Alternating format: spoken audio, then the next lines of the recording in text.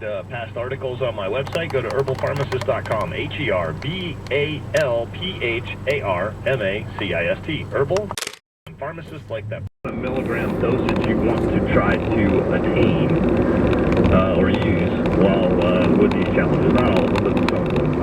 Asthma, good science there.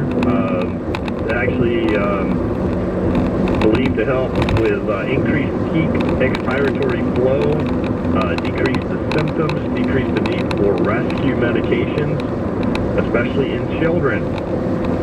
But with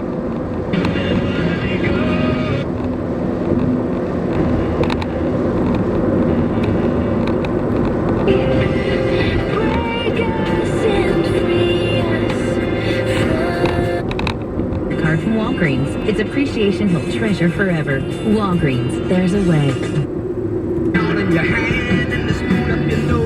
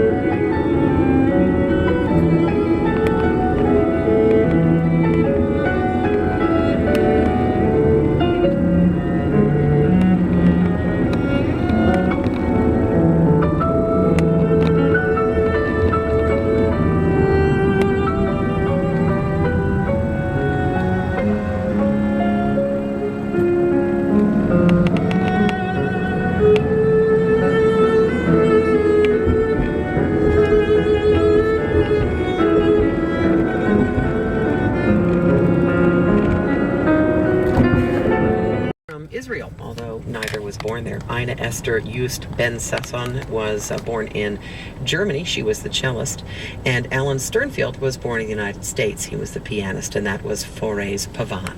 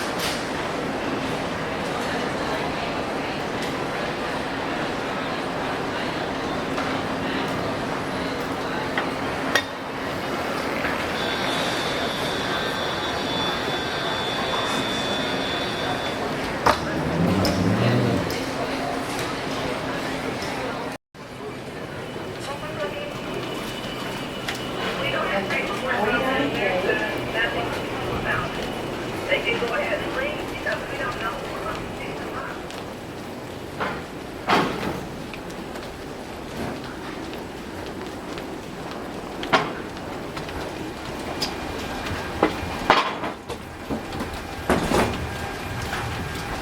call this to the agent or the attendant about this ecosystem signage.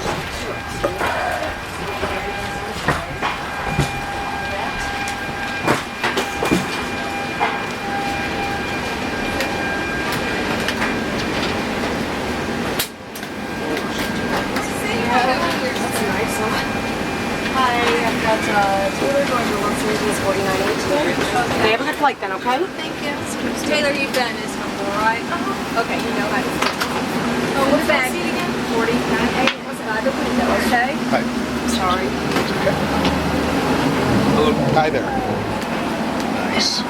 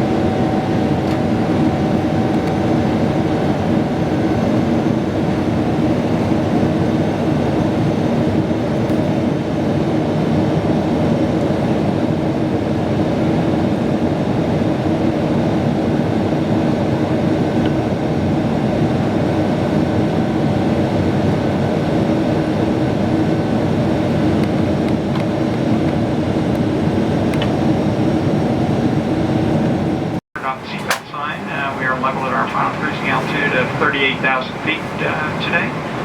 And predominantly should be fairly smooth. We might run into a few patches where I'll have to turn it back on, but Right now, they're forecasting for a smooth ride to Los Angeles. Current weather out there, they're showing just a few scattered clouds, visibility greater than 10 miles. Winds were presently calm, and temperature out there is a cool 72 degrees. I'd like to take this opportunity to thank you for choosing Delta this afternoon. We hope you enjoy your flight. And if there's anything we can do to make your flight more comfortable, don't hesitate to ask. Otherwise, sit back, relax, and enjoy the flight. Thank you.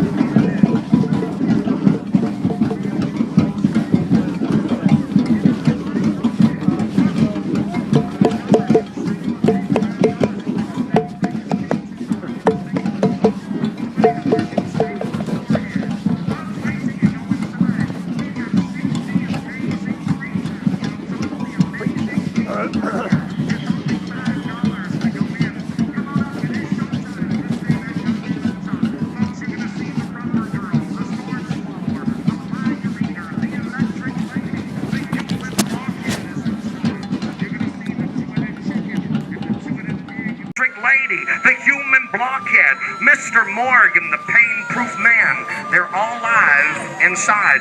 And folks, it's only $5. You're going to see all the amazing animals, all the amazing people, 10 two-headed animals that are actually alive for the price of a hot dog on the corner.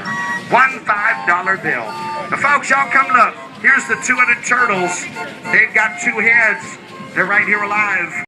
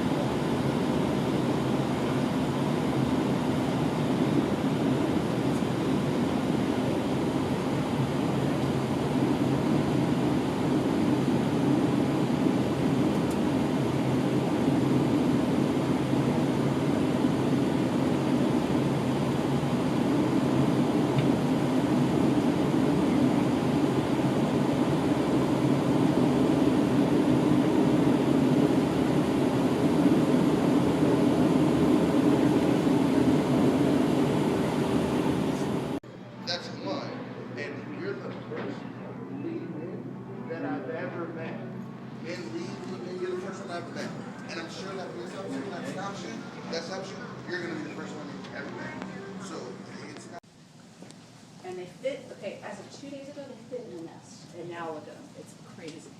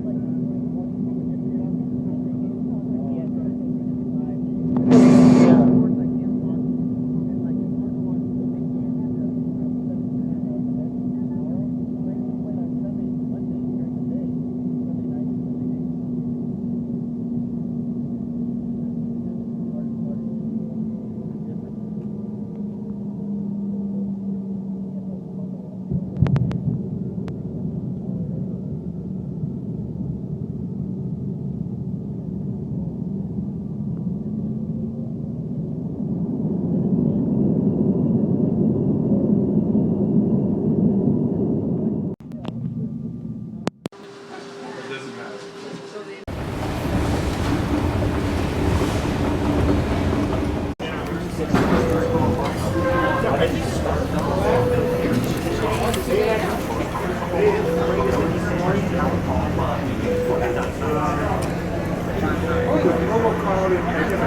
flight was out of gate 6, so they were over 6 looking for this flight. Well, was it just me coming home that way and going out? Is that where it was originally supposed to be? I have it on my papers 28. Okay, I don't know, it must... I just barely just...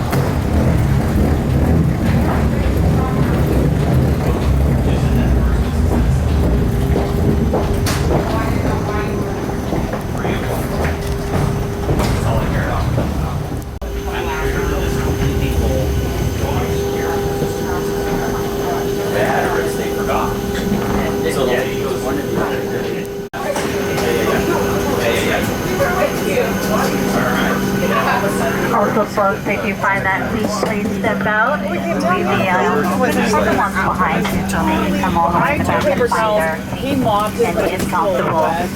Welcome again.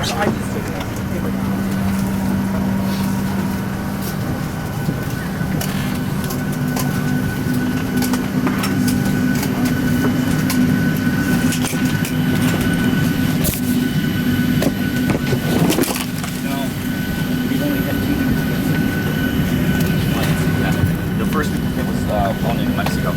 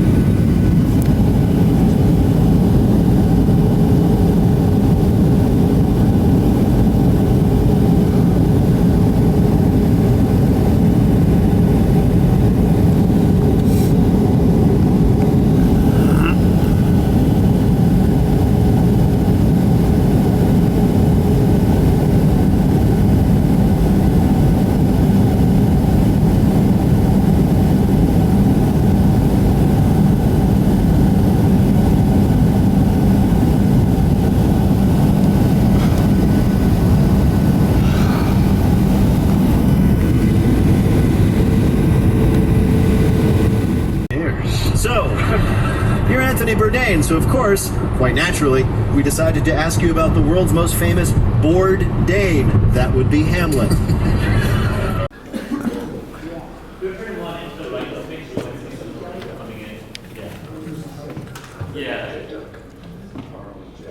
Okay, so welcome to the Oval Office. This is the exact size replica of the actual Oval Office that is located in the White House.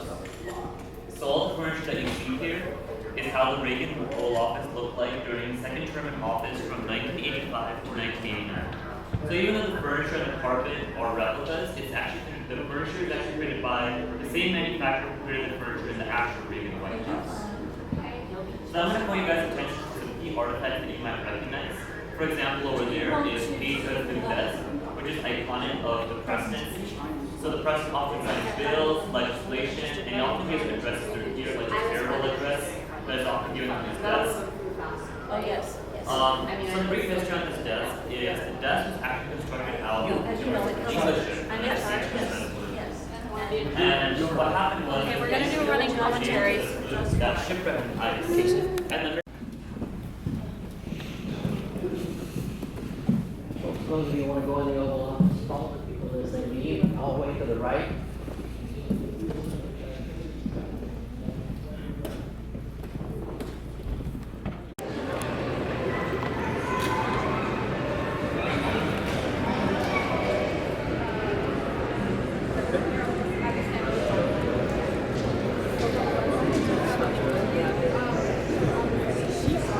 Is that the presidential copy machine? Right.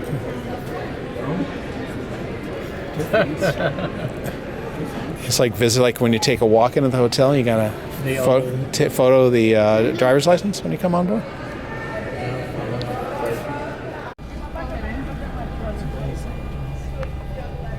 Wow. Fax machine copy.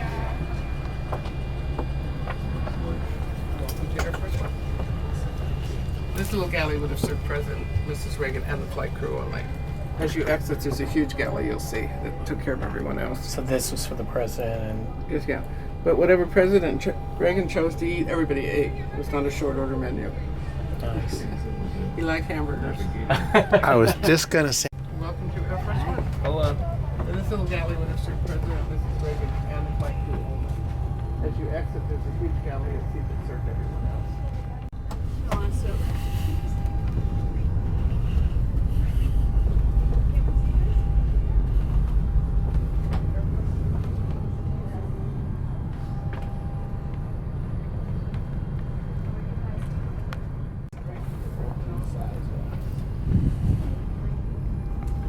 That particular compartment would be where any senior staff member or cabinet member would be seated.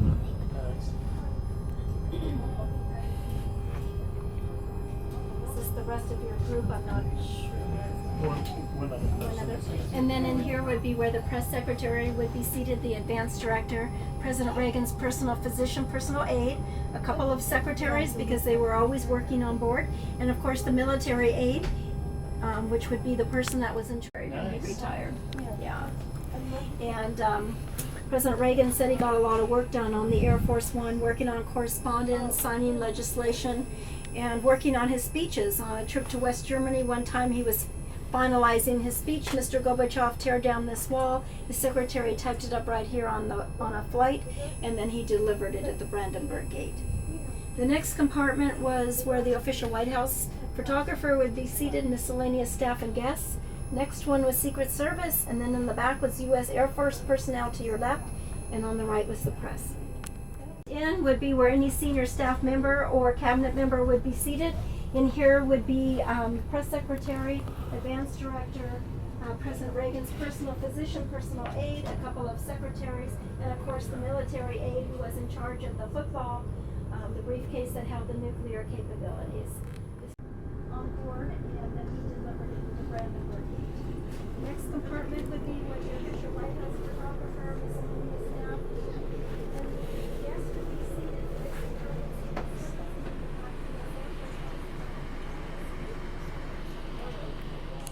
Studio apartment, you know, just like 2-burner stove, And then that oven. built-in oven. Little sink over there.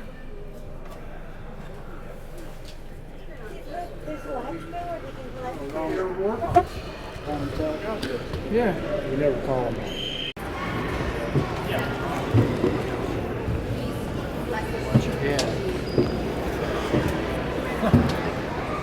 It's so funny to me. This looks so archaic. It looks like World War II. Well, it was from the 50s. It's crazy.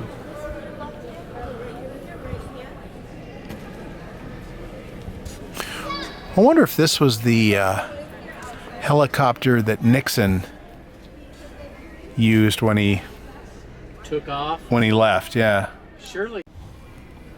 Back there? Yeah, oh, I'm I mean, sure it it must is. have a restroom on It's gotta board, be. So that must be it. This thing can fly coast to coast? Yeah. Yeah.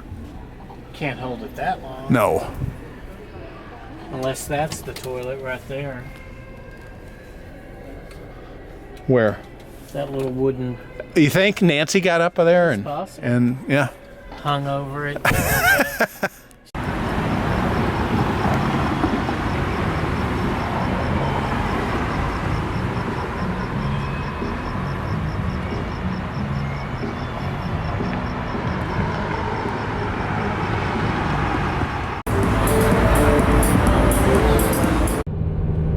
Hello. I'm in the mountains, so apparently I figured you're going over the pass. yeah, that's right. I'm in Agora Hills, but I'm headed south towards Malibu. So Yeah, I figured you were in the pass. So that's fine. But yeah, it's super clear and beautiful right now, so it's gorgeous. yeah, same here. So okay, all right. Well, I'll touch base a little bit later. Okay, cool. All right, cheers. Bye.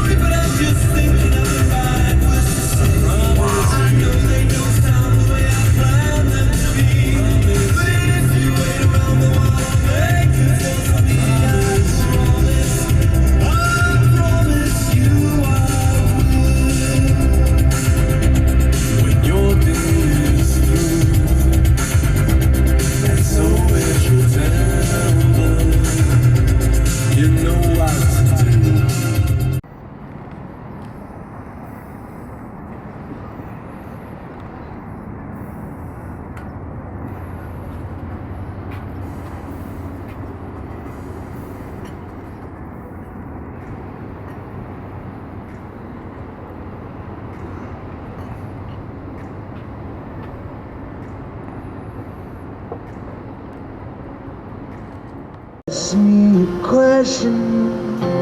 Oh, let's go back to the start. Running in circles, coming in tail. Heads on a side apart. Nobody said it was easy. It's such a shame for us to part.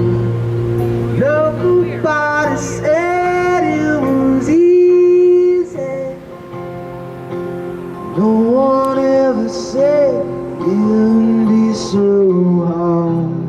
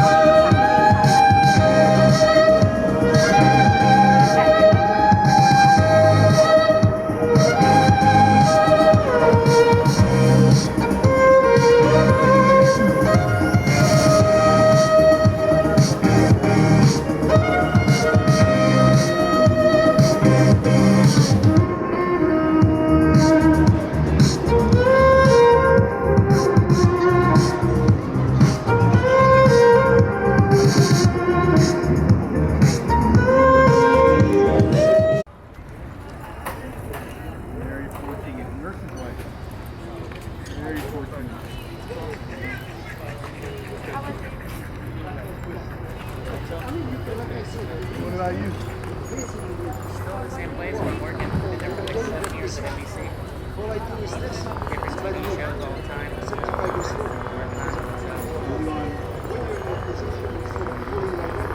No, I gotta go to work tonight.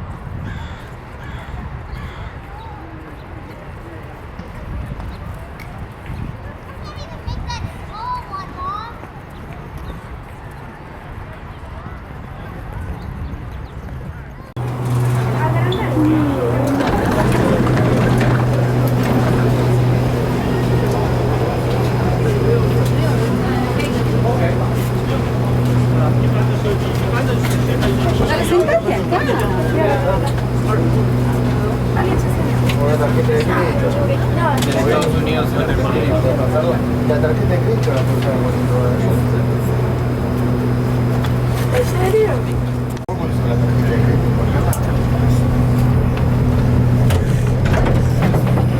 O puedes ir a un cajero con un código y sacar plata.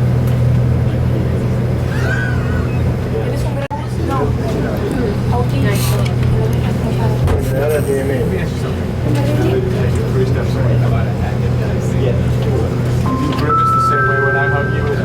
Hello, I'm Jim Buno, president of the Getty.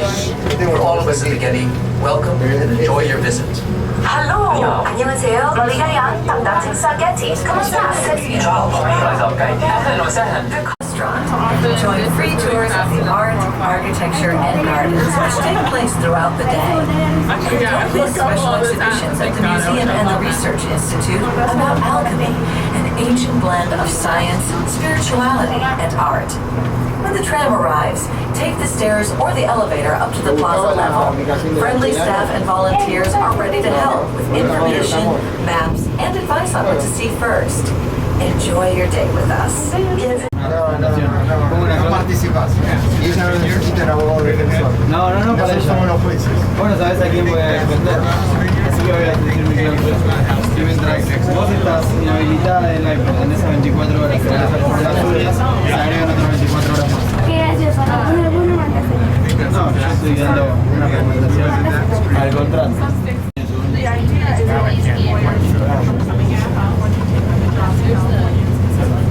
Ya las margaritas pasaron. También de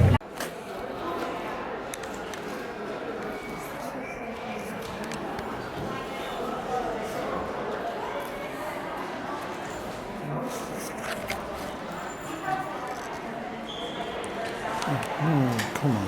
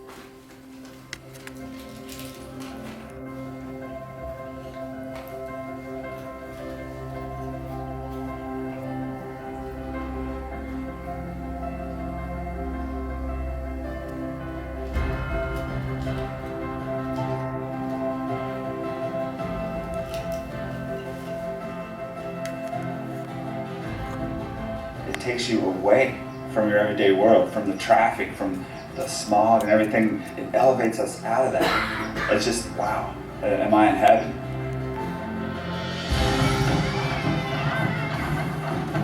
I love that the art of the Getty is always changing. Once you think you've seen everything, then they bring in new exhibits. Every time I come, it's a new experience. I actually get a different view of not only the museum, but of the world.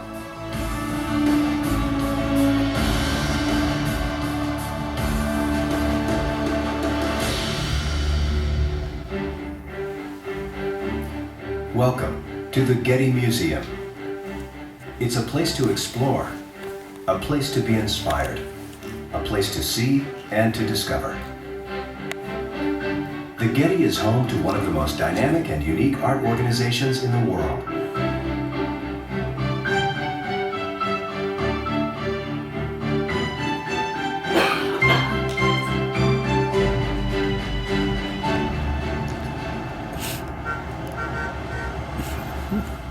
It all began in 1954, when oilman J. Paul Getty opened a museum in his ranch house in Malibu, giving the people of Los Angeles a unique place to look at and be enriched by art. As the collection grew, Getty built a new museum in the style of a Roman villa to house it. Today, the Getty Villa in Malibu showcases the museum's collection of Greek, Roman, and Etruscan antiquities. After 13 years of design and construction, the Getty expanded from its home at the Getty Villa into a second location on this beautiful campus designed by architect Richard Meyer.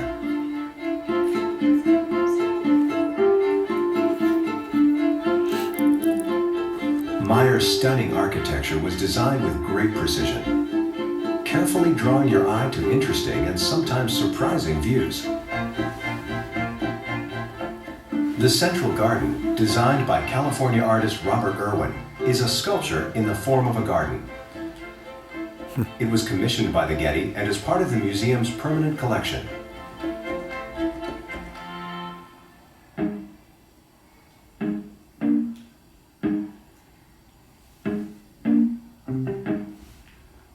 The Getty Museum's continually growing collection at the Getty Center is home to European paintings, drawings, sculpture, illuminated manuscripts, decorative arts, and photographs from all over the world. What stands out to you in contrast? Lots of brush strokes. Much more detail in the woman's face than men's. There's a great power in observing anything. When people come, they bring their own context or their own meaning to the art. They speak to the art, and art speaks back to them. You've got a perfect dialogue.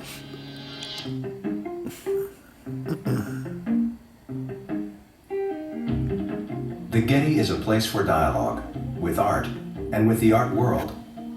Through relationships with organizations all over the world, the Getty Museum brings an array of artworks to its galleries for changing exhibitions, some shared for the first time ever outside their home countries. The exhibition design process brings together a number of departments at the museum. Every gallery has a 1-inch scale model that we work on. We go into the model, placing the objects so that we can figure out spacing, visitor flow, what objects go next to which, and the overall color and any other design ideas that we'll need to prepare for. Starting with the curator's vision, a wide range of staff work together to create dozens of critically acclaimed temporary exhibitions every year. The museum also presents exciting public programs, which allow visitors to deepen their experience of the exhibitions.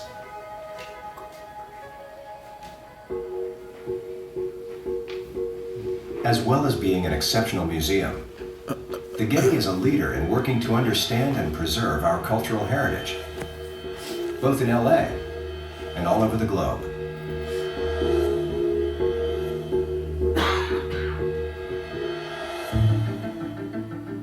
The Getty Conservation Institute brings together art, science, and related fields in its work to advance the practice of conservation throughout the world.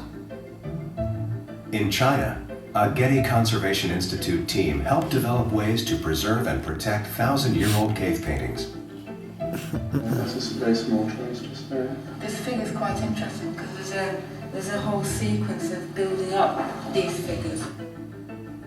Getty conservation professionals are part scholar, scientist, artist, and detective, as they seek ways to preserve the diversity of art that forms our common cultural heritage. The Getty Research Institute is one of the world's most important art libraries, where scholars from all over the world work to better understand art and the life and times of the artists who created it. Paris a disparu. Okay, so there are lots of references to Paris and parts of Paris, but not always necessarily nostalgic. Look at what an amazing silhouette of the Eiffel Tower that has just been built just around this time. And we have the photographs here, a special collection of the construction of the Eiffel Tower. The Getty Research Institute also creates changing exhibitions, offering visitors a window into rare and exciting moments in art history.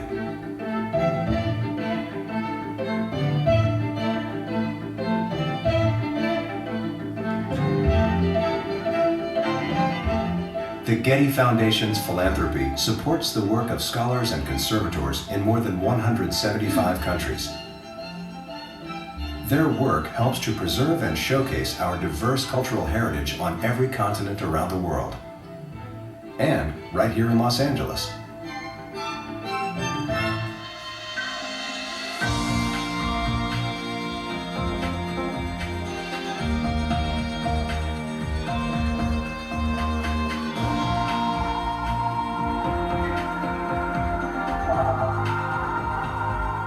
The Getty.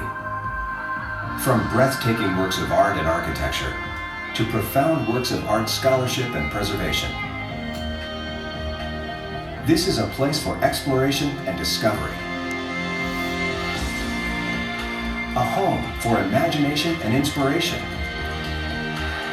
And you are welcome to explore. This is the Getty.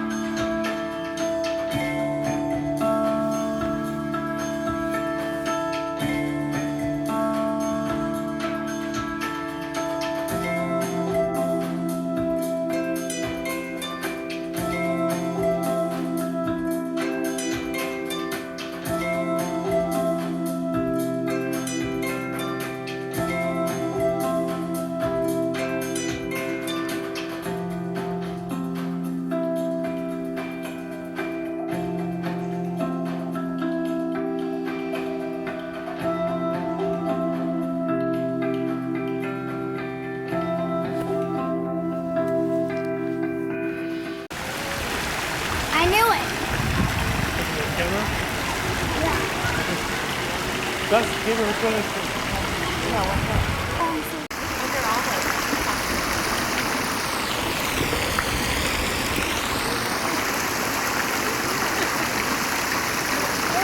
I see another fountain down here. The tour ends, I'll probably collect your some devices so you don't have to come down here. Sometimes get talking with those people. We're Western European art from about 15th century to 19th century. And lots of time back, there's going to be a crash with the other groups.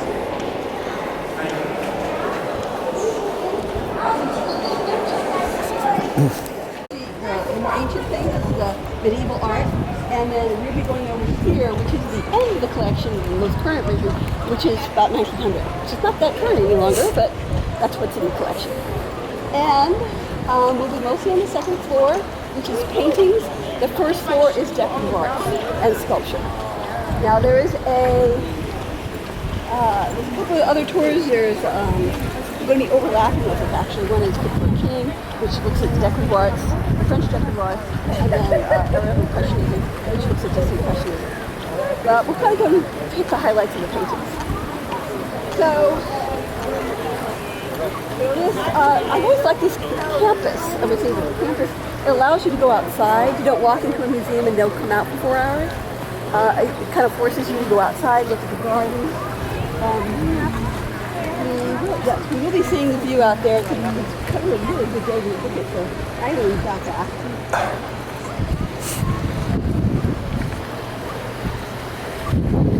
And we have water. All during the summer, they turned off the water features because of the drought. And now we have the water back, now that we have water. So this is the garden down here. The main garden are to my right. This is actually thought of as an art installation. And even during the drought, the water continued to flow because it was considered part of the installation.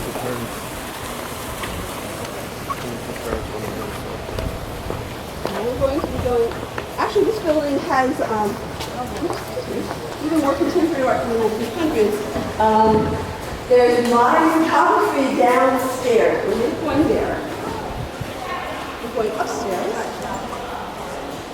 Down below is all the photography, so if that's something you're having interest in, because I see you have a camera, you might want to go down and take a look. The photography usually is something that rotates fairly frequently, so it always has a variety of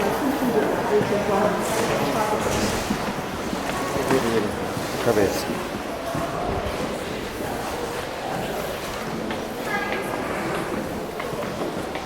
This will be the only flight of stairs going up, other than in the end we go down. So, good exercise.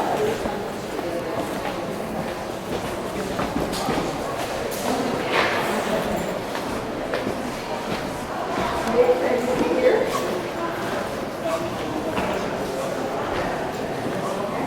I'm going to go to this first gallery. Just so you can look and see what's here. I want you to see as much art as you can. Well, you can.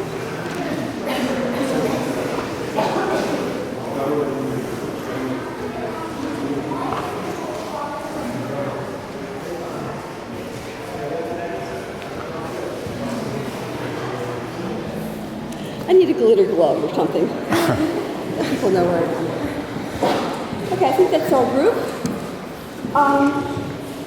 Let's go in here. This is an area where we're looking at the last of the most contemporary of the pieces that are here. Primarily, this would be what we think of as the Impressionists. But there's sort of a sweet. Hear about these visitors like Impressionism and Fauvism and things like that. This is like a continuum of. Do you live in? Oh, I did. Thank you very much. Oh, wow. Pop that over my head. Can't get out of the building without it.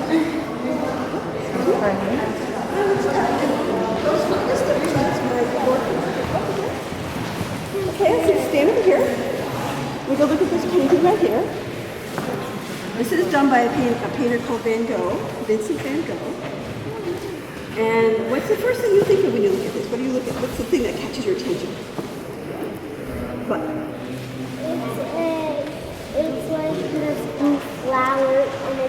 kind of squiggly lines. Oh, very, very good. It's blue flowers and squiggly lines. So you're talking about the flowers or everything? About flowers. Flowers, very good. Because oftentimes when I talk to about people on this, when we look at this painting, is what the actual painter did. And a lot of paintings prior to this, when we go back in time, they would paint in such a way that would be almost photographic. You didn't see the strokes at all.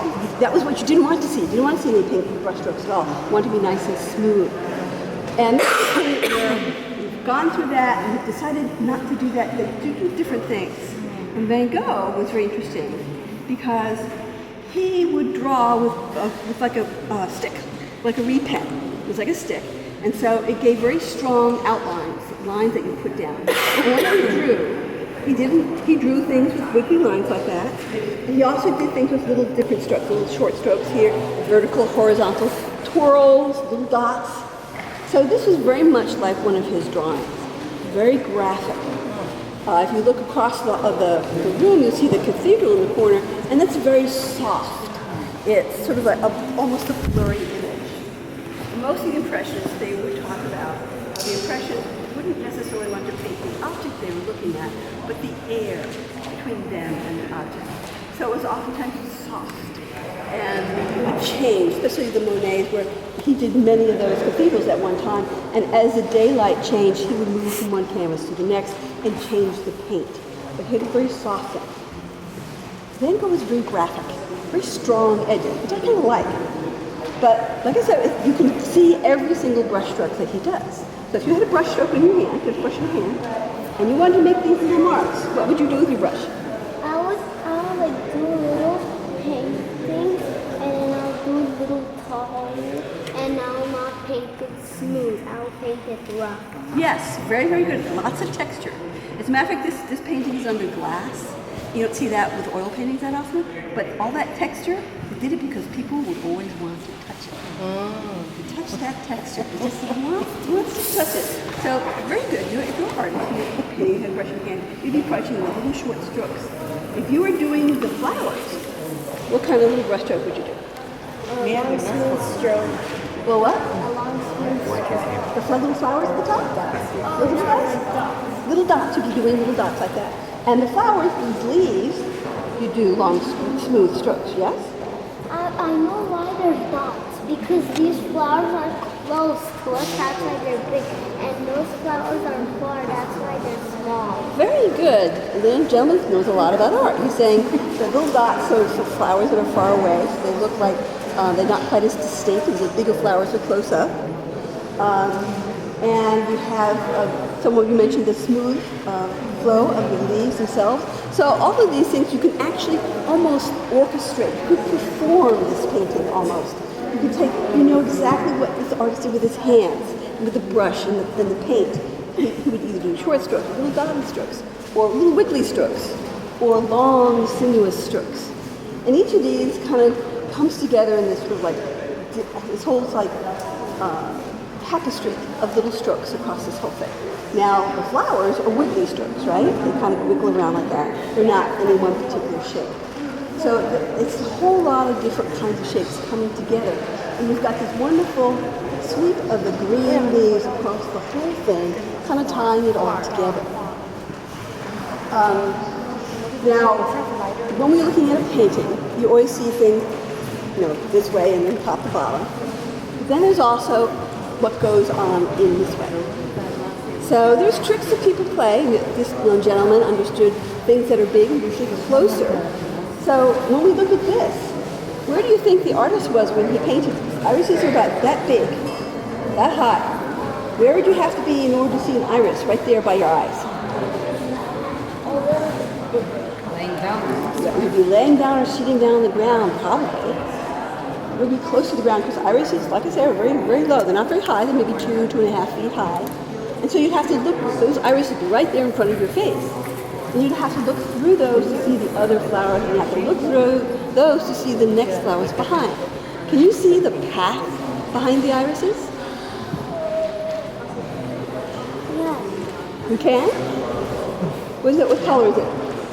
It's a little bit red. Well, you see this. There's all the dirt down here.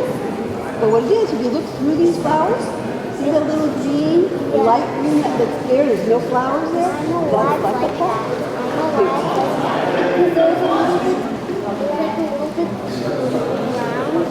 They'll make it a bright color, different from everything else. There's something here that kind of does that. What's that? White iris. You have the white iris, so that's sort of like a different. You have this sort of consistent, nice, bright blue thing. You have this one white iris. We don't know. It's very likely there actually was a white iris there.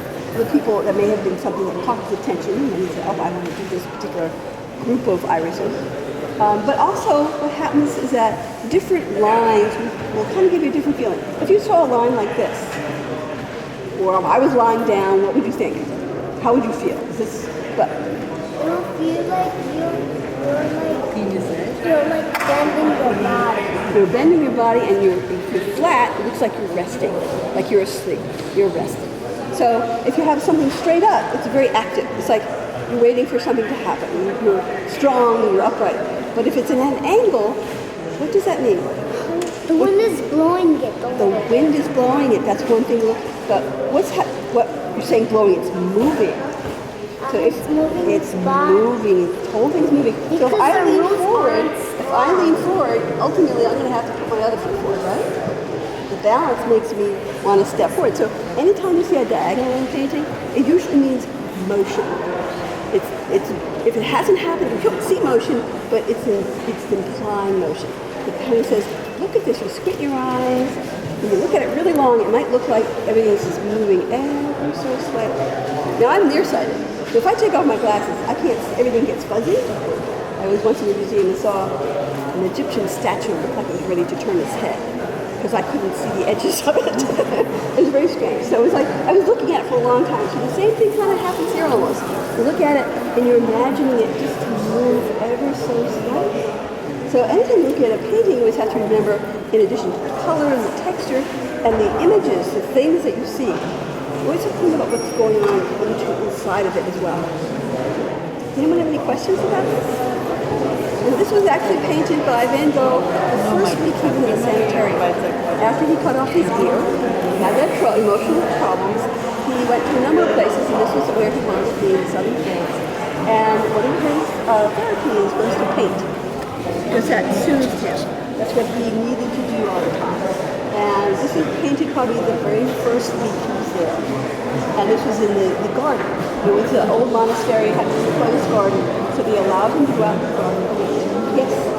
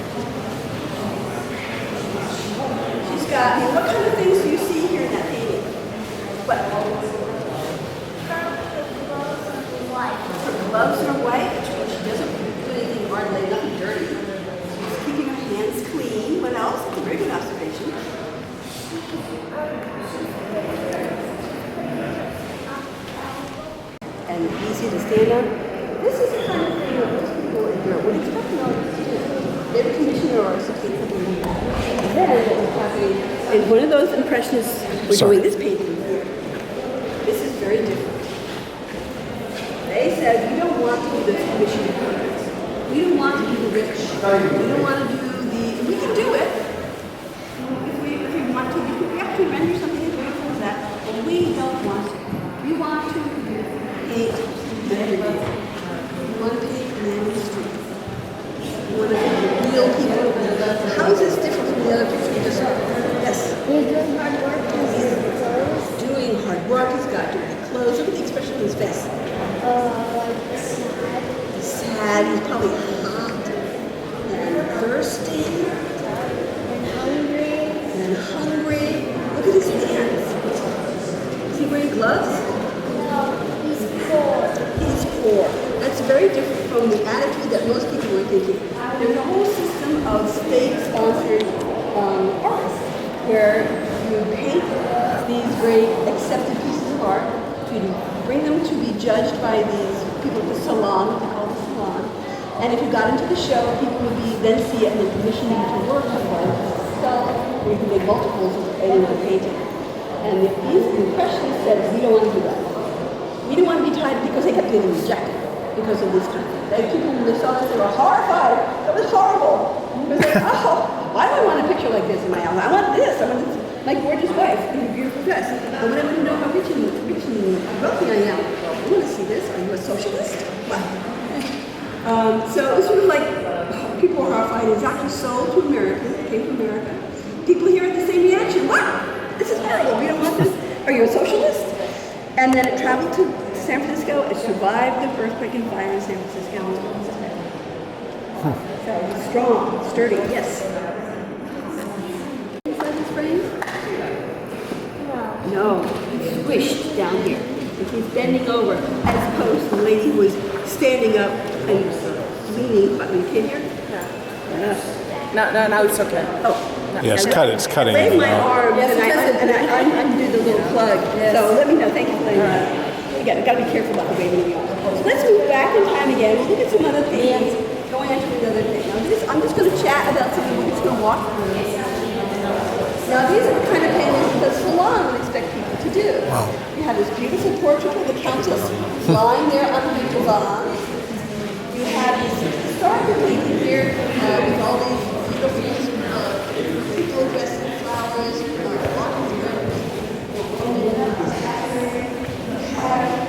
Battle scenes, talking about history. Sorry. These are the kind of things that they would expect people to do.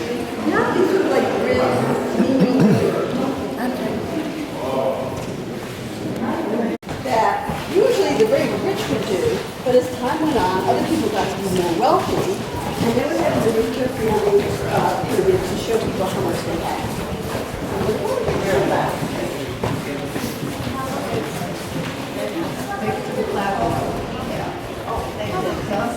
Now, what we're looking at here is French. And this room is dark because the materials here are sensitive to light, which means they might go pale, they might fade a little bit. These are pastel portraits. And these are pieces of chalk. Have you ever drawn with chalk? Yes. So this is chalk, usually a little bit, maybe a little bit different binder to it, a little softer maybe. And they're painted on paper. Sometimes they're painted on hide of some kind, which gives it a nice soft, kind of like almost velvety feel to it. But these are on paper, which would make it, if you had a portrait done on canvas, it would take a long time to dry. It would be smelly. You'd have to sit there, probably have to go to the artist's studio, you'd have to travel around, sit there for hours and then waiting for him to get this done. Pastels you could do very quickly. It didn't smell at all, maybe a little dusty, but you can clean it up really easily. You could travel with them if you wanted to.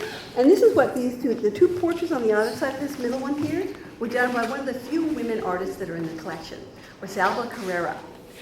She was a portrait artist. She lived in Venice, Italy, and most of these British noblemen would travel during doing what they call the Grand Tour.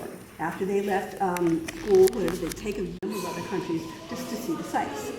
And so one of these gentlemen did go to Venice, to where all the canals are. Some of them, if they didn't do likenesses like this, they would have commissioned paintings of the canals, big paintings. And this is one of the gentlemen who did this. He comes to Venice, he decides he wants his portrait done.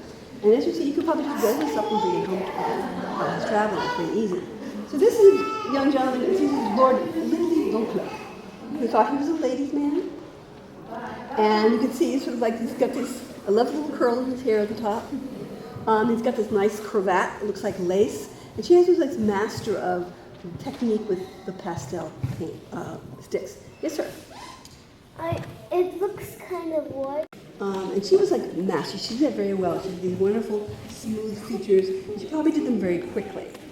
So this is just one of the few things this is the kind of portrait with the young lords and things like that. So you'd have a young lord, or you'd have this gentleman here, who was the High Sheriff of Nottinghamshire. If anyone's heard of Robin Hood, Nottingham. So this was painted about 1793, about 1800. And this was nice. I like this one because this is an older man who's probably been working many, many years. And he's finally got to be the high sheriff, which is a very, high position in this community. So he's looking very pleased with himself, like the expression on his face. And because he's probably gotten this high position, he's now powdering his hair. And what happens is, when you powder your hair with chalk, what do you see on his lapel? What do you see? I see curls. Well, you see curls in his hair. He's got chalk on his. So he doesn't mind letting everyone know that he's got chalk on his shoulder because he's wealthy enough now to afford to have his hair powdered or wearing. I think he's wearing a wig. Many men would shave their hair so they could wear alternating wigs and stuff, but it doesn't look like he's done that. He's just powdered his hair and letting you see that he's sophisticated enough to have powdered hair. But he's also, if you look at his hat here, he's got this wonderful sort of fuzzy, soft hat, and it's got chalk on the inside of the brim of the hat. If you see that, so he's got satin on the inside. He's got a little bit of chalk around it. So he's fine with having the chalk everywhere. Did you have a question? In the fact that this is actually two boys. And this is another portrait. The ones we're seeing, there were no backgrounds to them. This one's very nice because it's got this whole beautiful landscape behind them. You're like standing outside in the patio. This is actually two boys, and boys, probably until they were about 11, they wore shifts, they wore dresses. Wow. But again, they have this wonderful, range of color in his top here, like satin with the buttons, and it's like this beautiful bright colors. You can't mix them on anywhere else. You have to use nice, strong colors direct from the stick itself, which is nice. Any questions? Now this is interesting because we're seeing oil paints, and now these are pastels on paper. We're going back to see another kind of oil painting. So why don't you follow me? I love the little puppy dog in that picture. And as we walk through here, you can see these other big portraits of people done with oil paints. I like the lady with the gray cat and the cactus like that. We're going to go outside. We'll take a look at the view.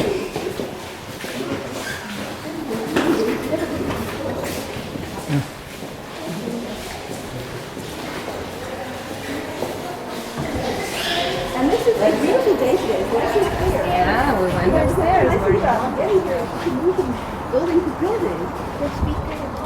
Oh dear. I'll take that. Okay. I think I'll have to take my thing off. Readjust. Without it? I'm standing right next to you. Can you hear me?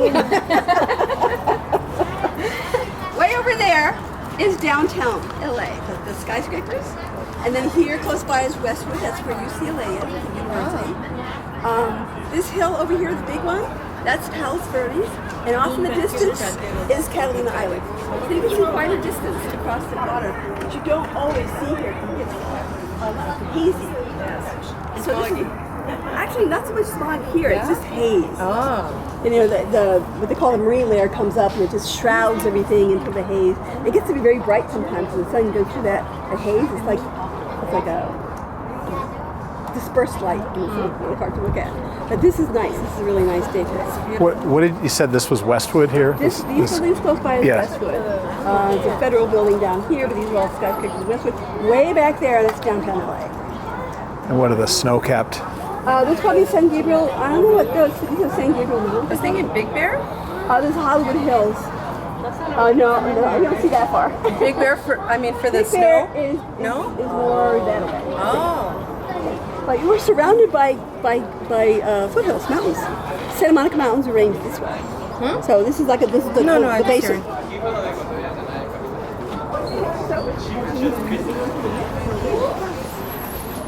Now also, gardens have more modern pieces, and those are the sculptures. Do you happen to know what those two buildings are that are triangular that face each other, kind of right in the middle there? Downtown? Right now, right in Westwood there. They're the same height. You can't tell that they're triangular, but they look like they're Oh, I see what you mean. I don't know. They look like the ones with the hammers in. The Hammer Museum is there, and that looks like the ones that are on Wilshire Boulevard. I'm not sure exactly. They're triangular, and I see them when I fly in here all the time. No, yeah, I'm not because sure it comes exactly over. what they are. Almost everything. It's bank. Bank or real estate. Huh. So I can just really see. There's a vineyard there, and oh, here we go, right over here. The vineyard, the wine that they produce there is sold in the cafeteria.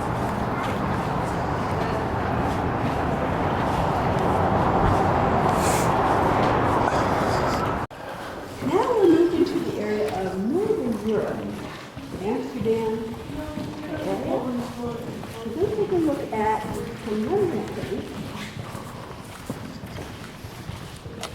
Going to review some of the Rembrandt paintings.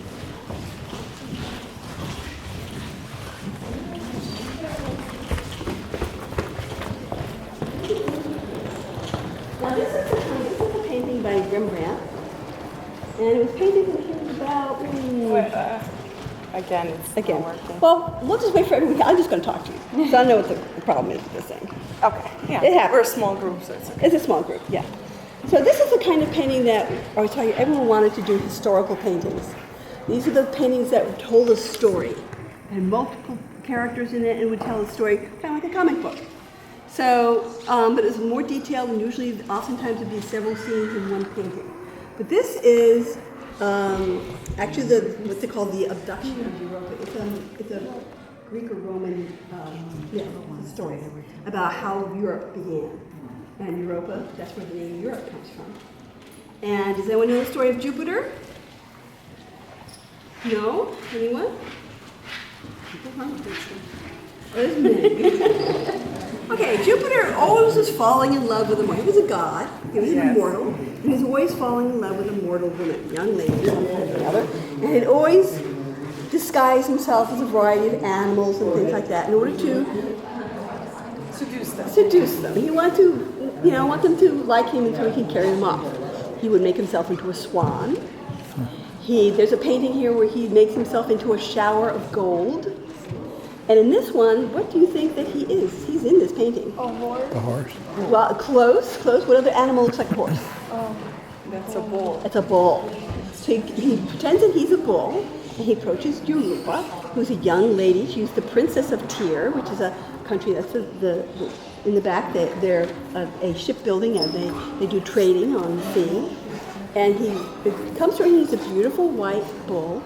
He's soft, and he's gentle, and she comes up and she pets his head, and she puts some flowers in his hair. I don't know if you see them here, but she's covering him with flowers, and he's very nice, and she climbs up on his back, and then what happens? He runs off. He runs off. He's got her. She's not quite sure she can jump off so easily. Can you see her expression on her face? What does that expression say? She's scared. Oh no, what's happened? What do you think the bull is feeling? Happy. He's happy. He's got the lady he wanted. This is the painting that Rembrandt painted when he was at the height of his popularity. This is what he wanted to paint, these kinds of stories. We usually think of Rembrandt doing things that are brown and kind of dark. This is not that. This is very light, actually. Nice, kind of stormy weather, but you see blue, and it's a nice spotlight on that bull. Very delicately done. They've got these really fancy clothing.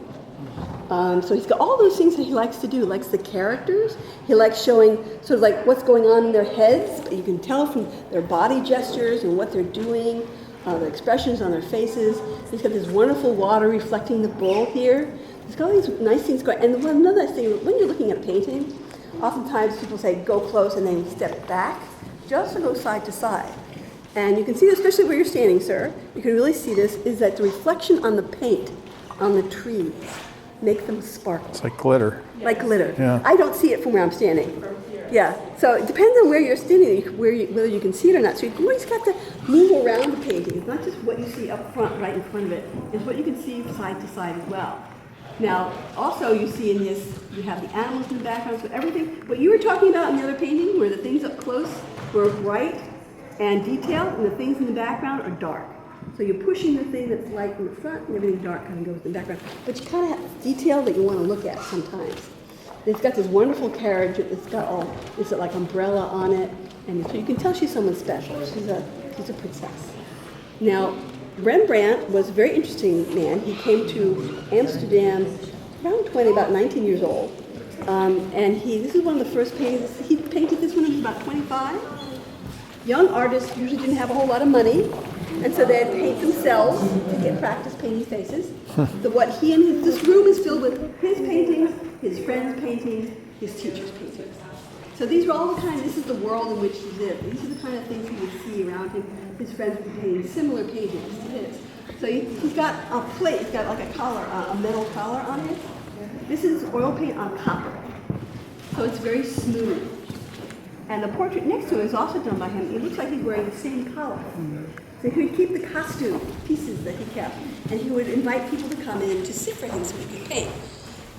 This is just maybe a friend, maybe he was someone on the street, maybe he was a bartender down the road, and he invited to come in, he'd dress him up, and then he'd paint him. And it was considered, a indication of how skilled you were if you could paint a really good realistic painting of an elderly person. Heavy and dark. Like I said, this is when his height was richest. He had married into an influential family and his wife dies. And then he remarries his model, and his whole life tumbles, and he becomes bankrupt at some certain point. And then later in his life, he paints this. Oh, wow. This is very different from the one with Europa, where she's all dressed up with sparkles on her clothes and glitter things. And this is a saint. And it was thought at first that it was a self-portrait. Now, Rembrandt did a lot of self-portraits. So it looks very much like him. He usually gave them something that was part of their life. In this case, it was part of their death. You know what a martyr is? It's someone who dies for religion usually. And usually they're tortured in some way, which is not nice. But this is the instrument of his death. He was flayed. They cut the skin. But that tells you who he is. That's Saint Jerome, a particular person. And there was a whole collection. There's about maybe 10 or a dozen of these in a similar vein, and they were each different saint. And they each had a different object that they were handling in some way to talk about their life or their death in some way. Any questions? Let's come. Sort of like this, something that's bright and cheery.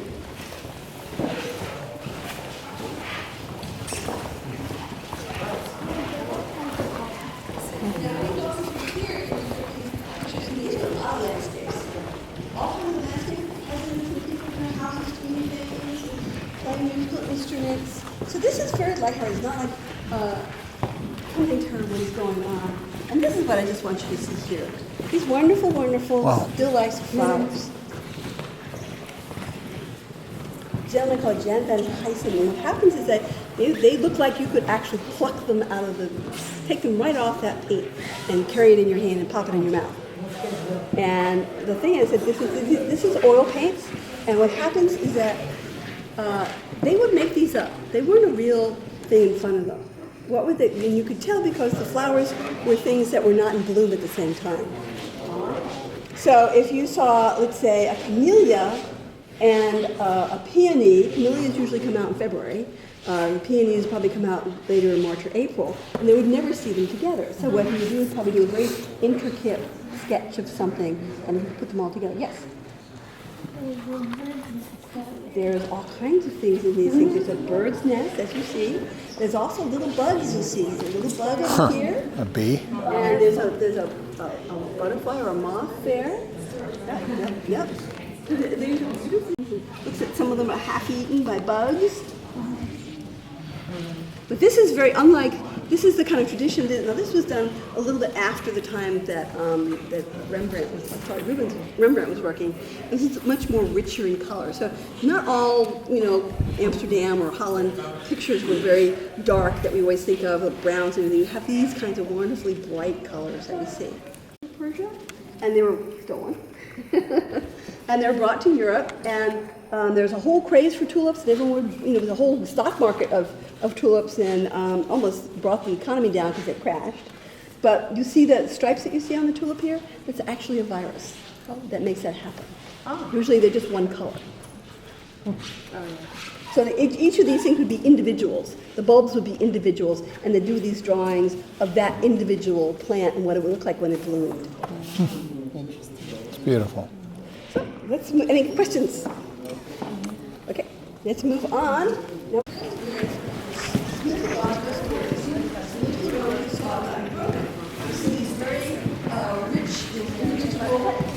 People look like they're very rich and very smart. And then you have all these philosophers. You have very big paintings of saints. And biblical stories from the Bible. So these are commissioned for people's homes. This is the sculpture. It's another one of the few pieces done by women in the collection. This is actually a saint in Spain. And as we saw, he's barefoot, which usually means he's on children in some way. But we're going to keep moving. And there are certain things that the lady in the shower bowl, that's to put her in.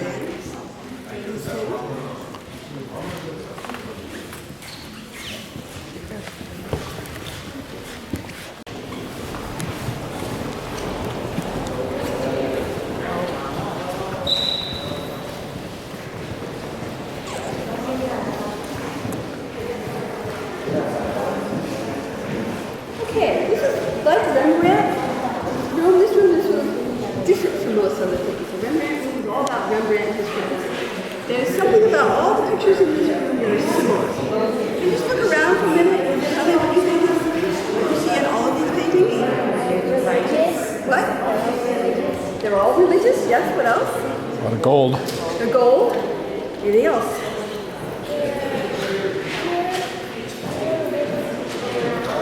They're brown, oh that's gold. They're shiny, that's part of what gold does. What about the shoes?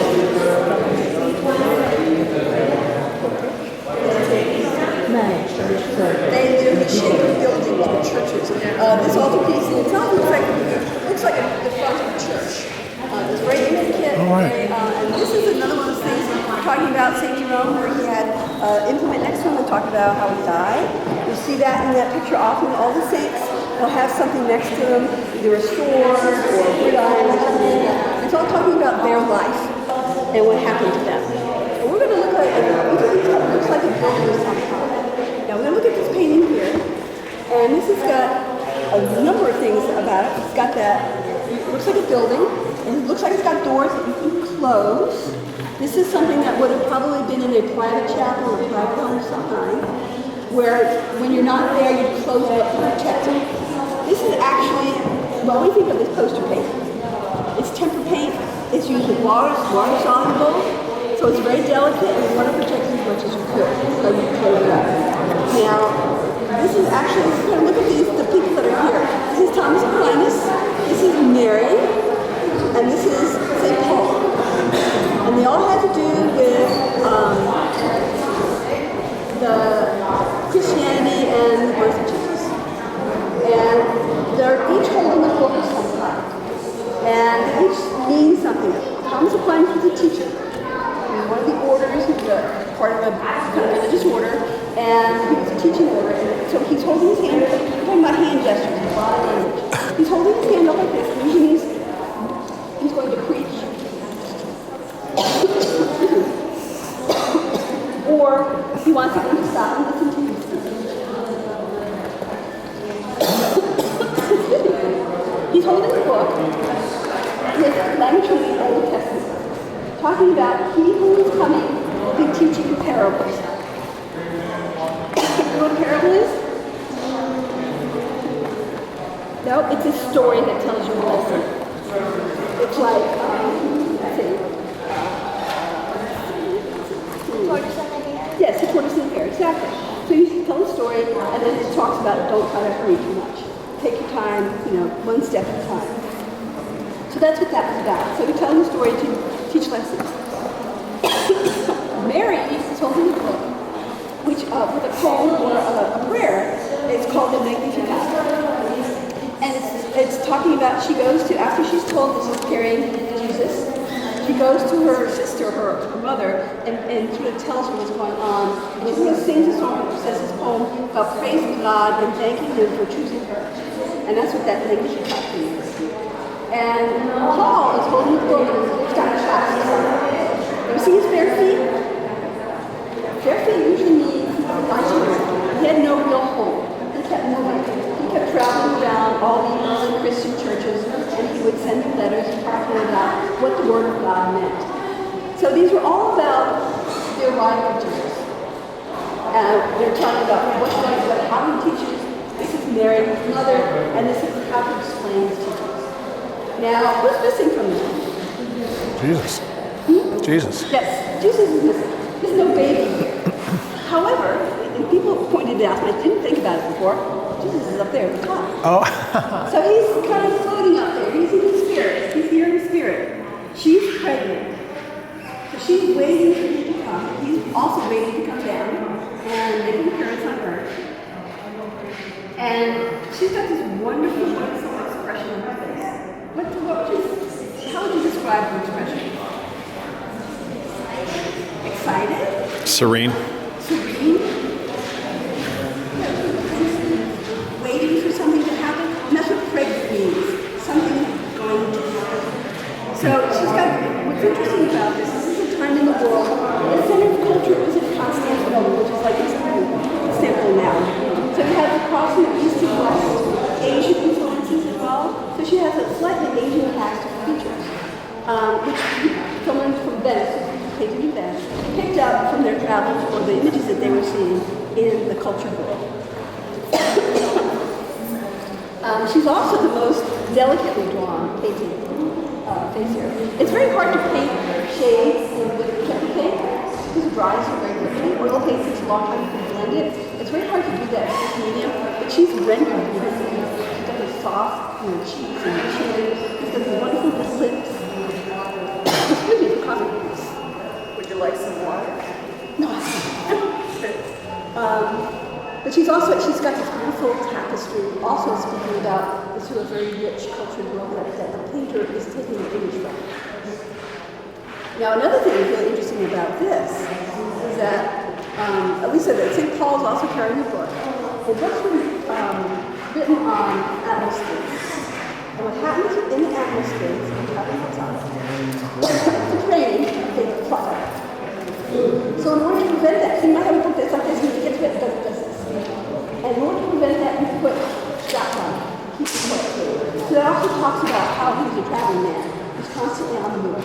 And the sword is, again, how he died. He died on the sword. So you have this whole history of kind of a very encapsulated story of, Christ and his birth and what was going on throughout his life. Another thing about this, which is really nice, is that, has anyone seen the 3D movie? You're waiting for something to come right at you off the screen. This kind of happens with this. What part of this makes you feel like it's coming outside the screen? Her hand. She's hand behind the wall. They expect her to have her hand over here like this, but she's reaching out. Now, if I do this to you, what would I be saying to you? Come to me, or giving you something, or like you say, an invitation. So Mary has always been in the Catholic Church, the one to whom everyone goes to intercede with God on their behalf. It's like, I have a problem, please help me. And Mary is usually supposed to listen and help her out in some way. So this is part of her story in the Catholic Church. When I was young, in the 50s, they used to pray to Mary for the conversion of Russia. At least once a week, when we get together, that's what they do. So they intercede with Mary to try and help Russia save themselves. So it's like a very, very part of everyone's life at the time was this religious integration into their lives and what they were doing. Now the material on this, unlike the other things that we've seen, we saw paper with chalk, we saw canvas and paint, copper and paint. This is wood with, I could say, like temper paint and gold. And what happens is when you're painting something like this, you paint it with gesso, with chalk, to smooth it out.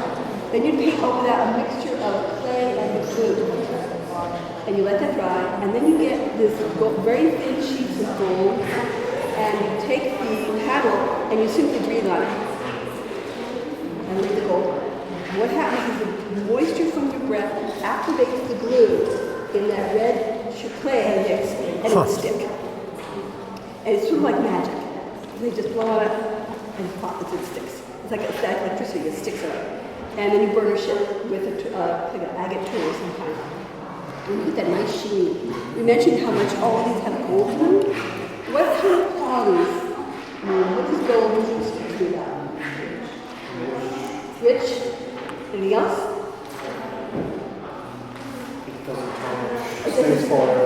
Yes. It's incorruptible. It never tarnishes. It's usually thought of as clean, glorious. It's, as you said, reflective.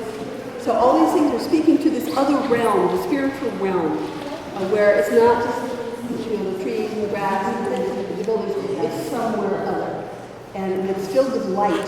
So if you were in a church and you had no overhead lights, you had some small lights on the side. This is the older church. You might have candles. And what would happen is the candles, the flickering of the candles, would pick up the gold and shine the light back to you. So it would glow almost in the dark, which is one of those things that you really want to just kind of impress people when you look at it. You can see it within this dark room. As you look at this, the altarpiece here, just how the light kicks out along the columns, it shines into places. So you have that same kind of quality happening all over the building. You see people had candelabras with big candles and lights that you see the same thing in places. Let's see, any questions? Well, this is about, let's see, I have a little bit of time. Let's show you something else.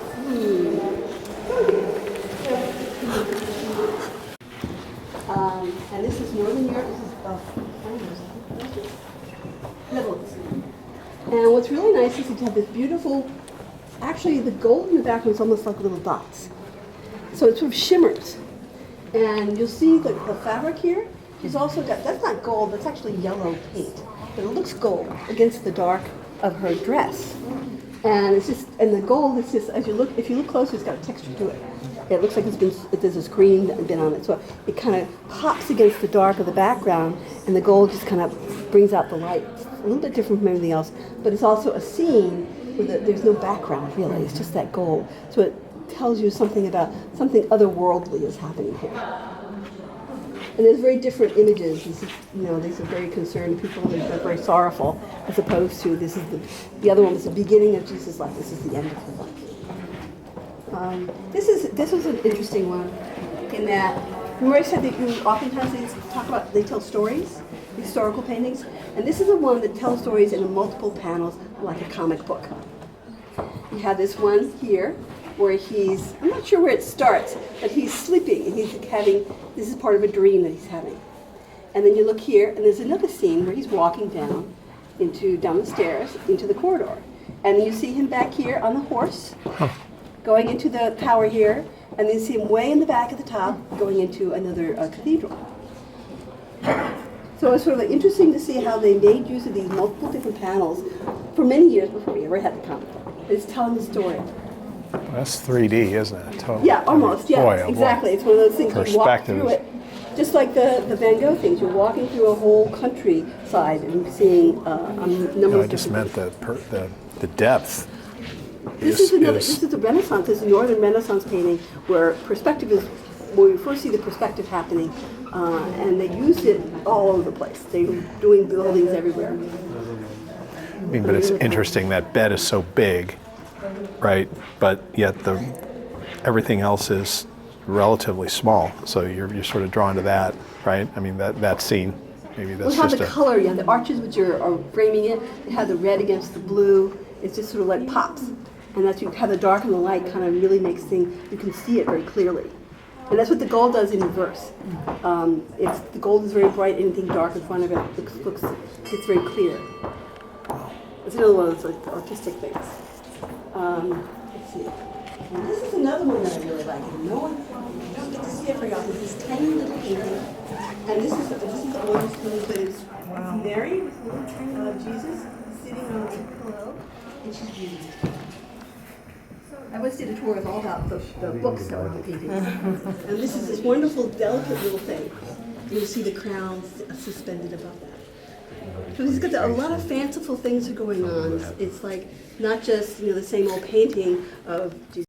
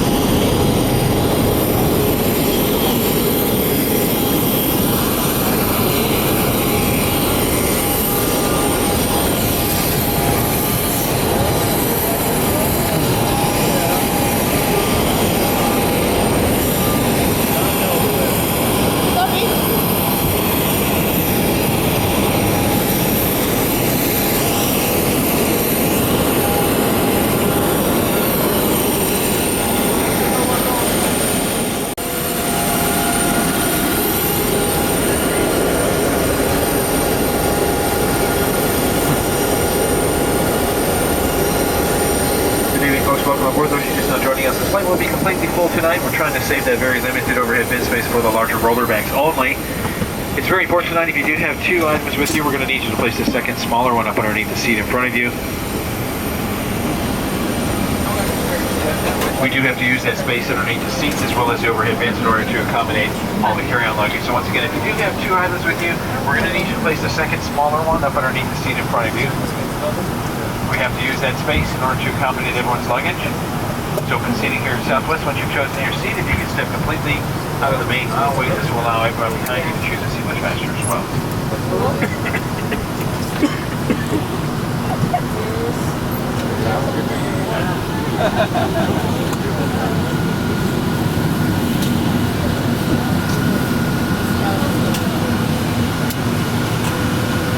But it will be okay.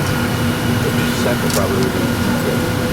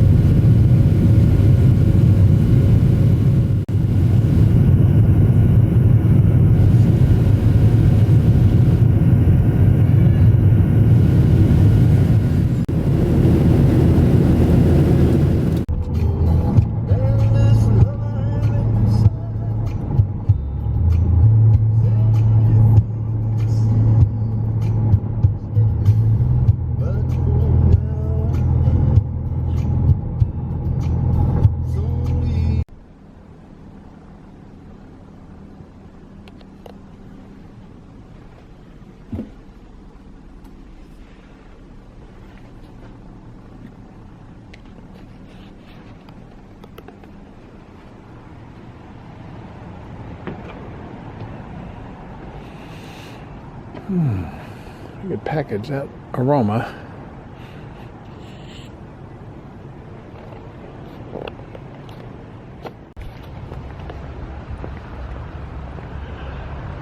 So this is beautiful Santa Barbara, America's Riviera. So says the promotional literature. And we're leaving the Hilton going towards State Street.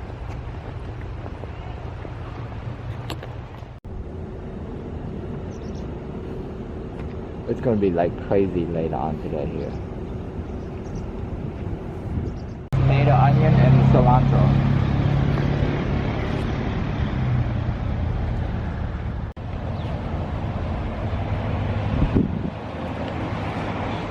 It's a happy hour here. Oh my God, we're not going to be here in the afternoon. I don't think it's happy hour. I think people, well, it might be a function though.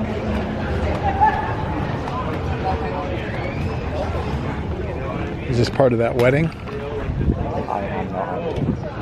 Or are these just... Oh, look, a dog. How are you this morning? Hi, sweetie. Hi. Oh, hi, buddy. You're welcome. Yeah, I know. We had to do it right. I am. They're so good. Joe's like all my Hi, clothes sweetie. smell like I everything know. they do. This is very much like...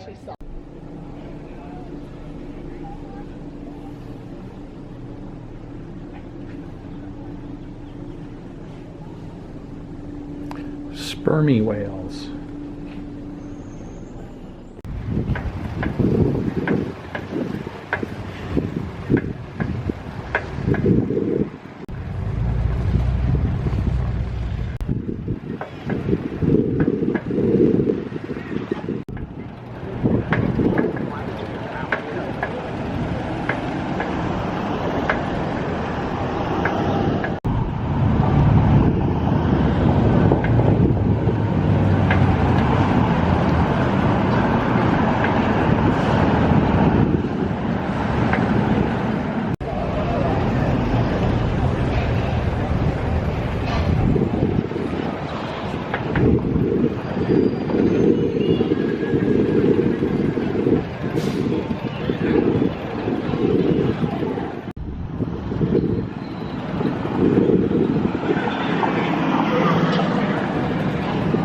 Rockin' yogurt.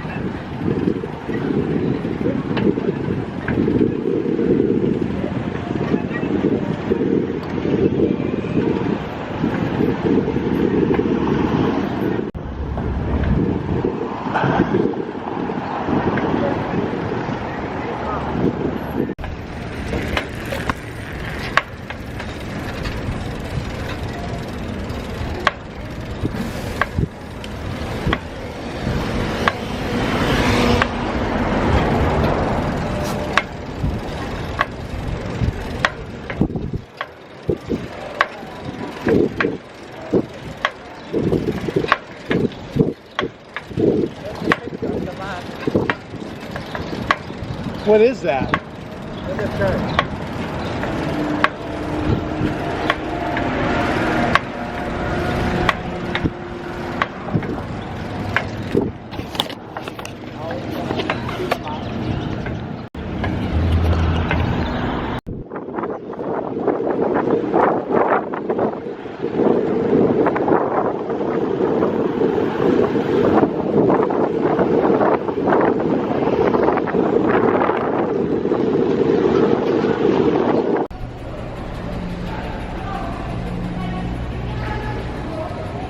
Randy, don't play with her belly.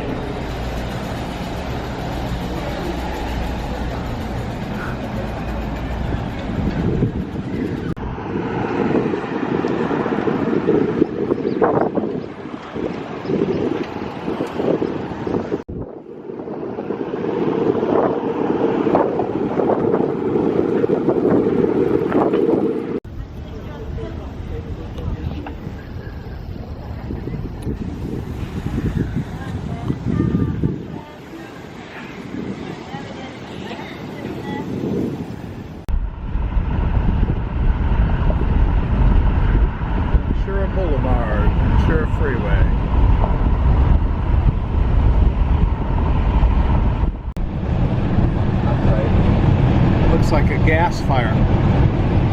Fire is a plot. It's a plot, though. It's not fire. It's what? It's a plot.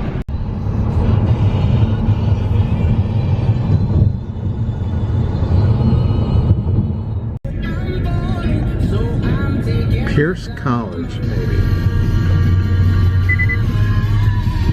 Whoa! Page is ATT, att.com/Wango Tango, not to mention the AT&T Thanks app. I know you gotta get going here, Logic. You got things to do. Oh, isn't this cool? Real quick, I know we talked about this the other Isn't day, this cool? I think more artists should have a weird request on their backstage writers. What was your backstage request again? I got apples, I got Reese's, I got scotch. Well, that's good. You need something like super crazy to put at the very bottom. Oh, I do that to make sure that they know. Yeah, so what I do is, honestly, it's like 339, 359. Yeah, it is. Biggest stars of all walks of music under one roof. I'm welcome.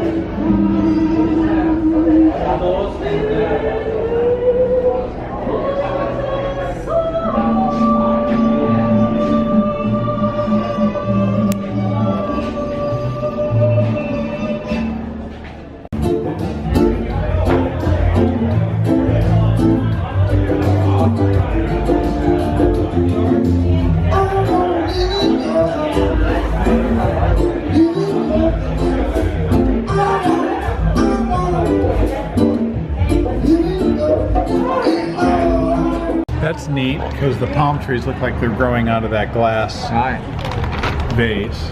And the woman. See, that's a projection, right, or something? What's a video on a TV? Bound for distant shores. See, a lot of it's like wind and water and clouds.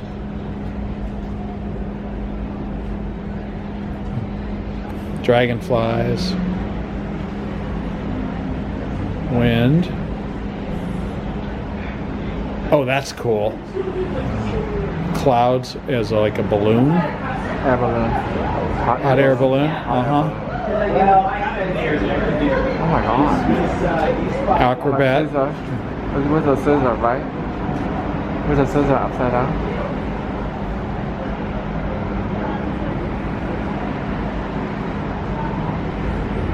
Oh my god. So he doesn't fall into the other scissors? Right. Otherwise he'll die.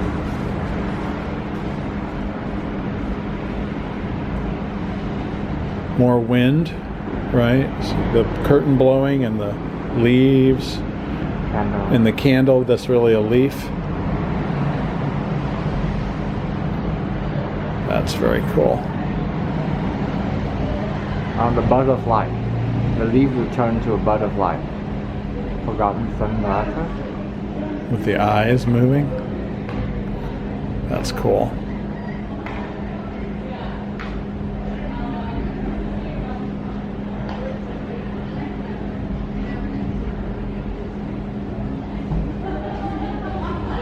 Well, that's that thing in Rio. I saw that one on one of the pictures.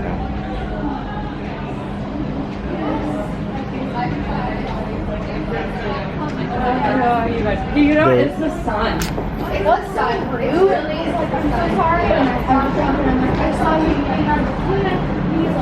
The waves are the same as the rings of the tree. That's fascinating to watch. Very.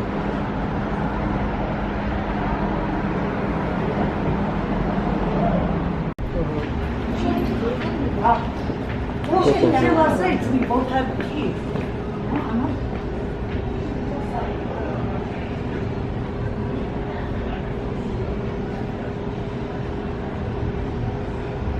Wow.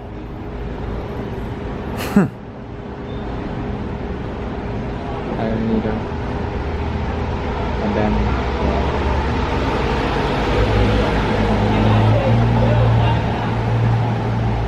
That's a seashell, right? A conch shell. oh, chop that top.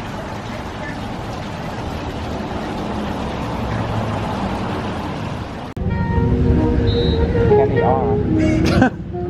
Right? He didn't play the. Kenny R. He didn't play the saxophone. But that's okay. All right, now let's have this.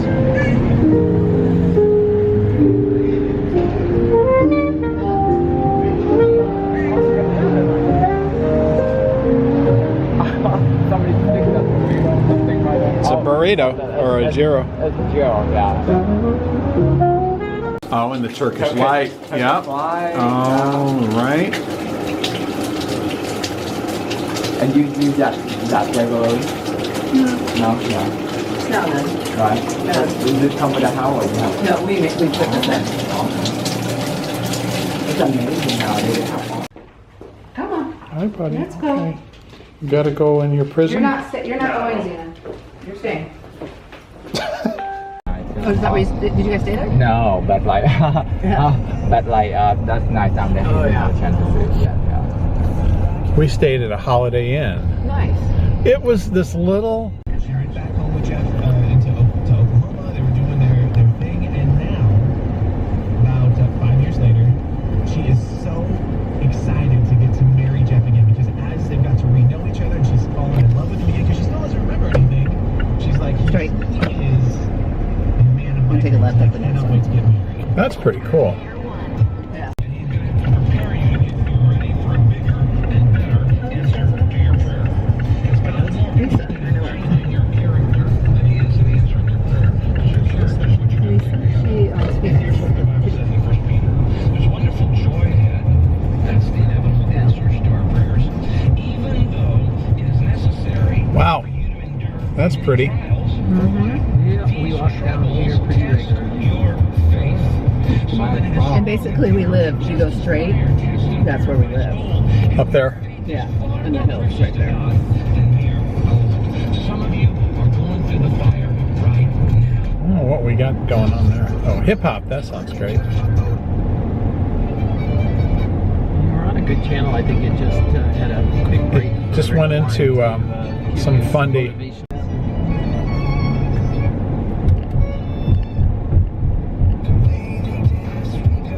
Busy on the water.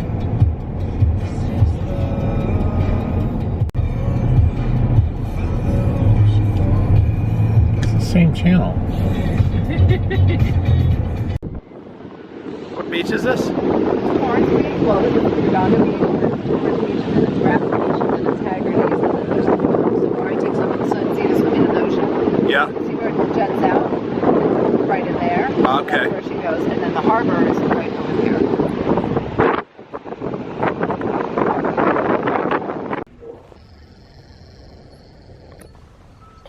Hi, Tosh. You want another treat? Yes, please. Oh, yeah, you want to see her eat spinach? She's spinach, she's weird. Come on, Tish. Oh, go for that. Choose on it.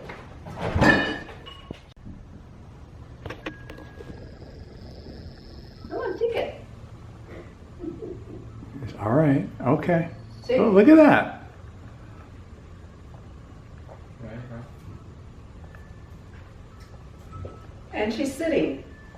Yep. You've got her well trained. Here you go, baby.